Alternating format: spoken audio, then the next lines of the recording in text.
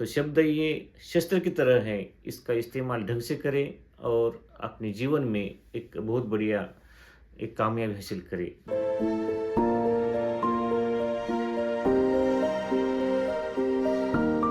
नमस्कार दोस्तों। दोस्तों, एक पुराने ज़माने की बात है। एक राजा था और उस राजा को रात को एक सपना आता है और वो सपने में देखता है कि उसके मुँह के सारे दाँत टूट गए हैं और सिर्फ़ सामने वाले 2 दाँत बचे हुए हैं।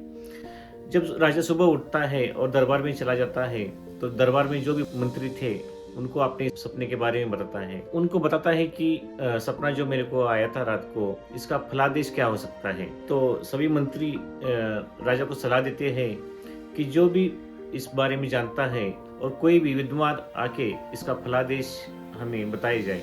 पूरे शहर में इसको बारे में बताया जाता है। जो भी राजा का ये सपने का जो इसका फलादेश बताएगा, उसको एक राजा बहुत बड़ा इनाम देगा। ये सब बात सुन के दरबार में बहुत सारे लोग आते हैं और इसका फलादेश बताने की कोशिश करते हैं। बहुत सारे लोग आके चले गए, लेकिन राजा किसी से बातें उनको पसंद नहीं आई और अच्छा नहीं लगा। ऐसा ही एक आदमी आया और उसने राजा को बताया कि आप मेरे को अपना सपना बताइए और इसका फलादेश मैं आपको बताऊंगा। तो आदमी ने ये बताया कि राजा जी, आप बहुत जल्दी मरेंगे और आपके बाद आपके सामने ही आपके परिवार के सारे लोग मरेंगे और आप उसके बाद मरेंगे। ऐसी बात सुन के राजा बहुत परेशान हो गया, क्रोधी हो गया और उसको बंदी बना दिया। ऐसा ही करते करते जब एक साधारण व्यक्ति आ गया और उसने राजा को बताया कि राजा जी, मैं आपका ये जो सपना था इसका फलादेश बताने की कोशिश करूंगा। तो वो बताता है कि राजा जी, आप बहुत बड़े हमारे राजा हैं और आपकी आपके ऊपर भगवान की विशेष कृपा है, क्योंकि काफी दिनों तक आपको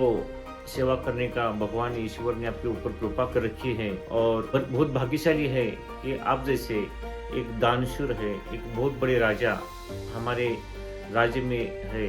बात की चिंता करने की जरूरत नहीं है, भगवान ने आपको बहुत लंबी उम्र दे रखी है। तो ये दोनों ही बातें सुन के राजा बहुत उसे खुश हो जाता है और बहुत बड़ा इनाम उनको देता है, बहुत सारी पैसा और बहुत सारा सोना उसको दान में दे देता है। यहाँ से हमें एक सीखने की बात ये है कि दोनों ही आदमी, एक पहले वाला आदमी था और उसके बाद एक दूसरा आदमी आया और दोनों ने अपने हिसाब से ये राजा के सपने का फलादेश बताने की कोशिश की। तो इस फलादेश में जो पहले वाले ने बताया, तो जो कुछ बताने का तरीका सही नहीं था पहले वाले का, लेकिन दूसरे ने वही बात एक अच्छी तरह से बताने की कोशिश की।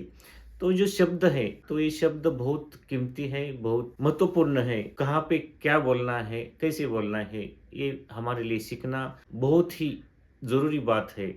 तभी हम किसी के साथ एक अच्छा व्यवहार कर सकते हैं, अच्छी दोस्ती बना सकते हैं और हम अपने जीवन में एक बहुत बढ़िया अच्छी प्रगति कर सकते हैं।